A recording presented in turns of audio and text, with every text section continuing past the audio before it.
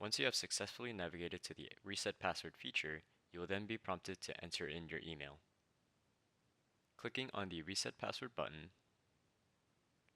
will give you a confirmation that instructions on how to reset your password have been sent to your email.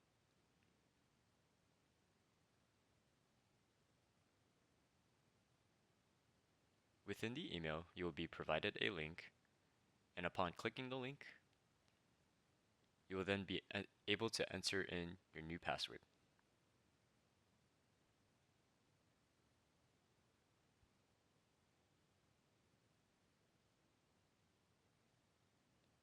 If your password meets the minimum criteria of password security,